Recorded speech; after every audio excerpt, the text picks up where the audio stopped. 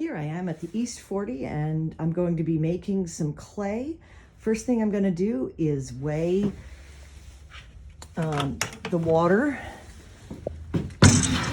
Brought some water from home because I wasn't sure if the rainwater was going to be frozen or not. So that's almost 20 pounds of water. It's more than I need. So I'm going to walk over to the other shed. Here I am at the studio shed. Just going to bring some water in here.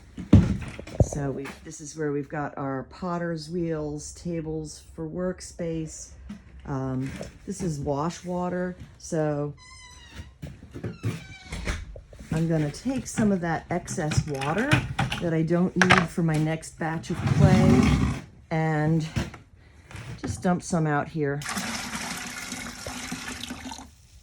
I'm going to take this water, and this is the big tub that I use when I actually mix. So pour that water into here. You'll see that with the bucket on it, the weight reads 0. It's a kind of a manual tear where the weight for the bucket has been accounted for. So when I put the ingredients in there, I'll be measuring just the ingredients exclusive of the bucket. Once I put my respirator on, I won't be able to talk very effectively. This is the grog, which has been basically bisque fired or calcined. Calcining doesn't have to go as high as a bisque fire, but it's just convenient to put it in. So this has actually been you can see the dust rising off there. I really should have my respirator on now, but I'm standing well back from this bucket. This is a very fine grog because what I did was I didn't make a full vessel in bisque and grind it up. We just took some of the powdered East 40 clay here and calcined it. So 1/3 of the mixture is the East 40 clay. This is just clay that was dug out of the ground, dried, and ground up. The other 2 ingredients are hawthorn clay, which is a fire clay, and OM4 ball clay, which is a very fine clay. So I'm just going to measure out 10 pounds of each of those ingredients.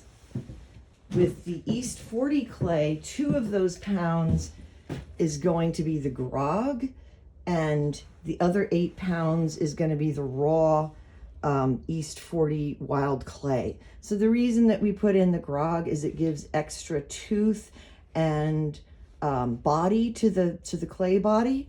Chemically, it is of course the same, because once you fire the whole piece, what's now raw will be fired and go through the same chemical changes as the grog has already gone through to get to be a ceramic material.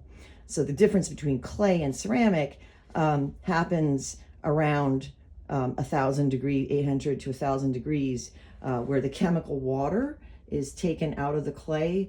You don't have to understand that, but there is actually, just understand there's a molecular change in the clay that takes it from clay to ceramic. And so the grog is just something that's already been through that process. So I'm going to weigh that stuff out and put it in the bucket.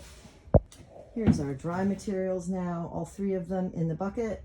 I'm going to have to put my respirator back on because it's going to make dust when I put it into our bin of water. And then I'm going to mix it up with a high-speed power drill for 15 minutes. Don't worry, I'm not going to leave the video running for 15 minutes. That's kind of like watching paint dry.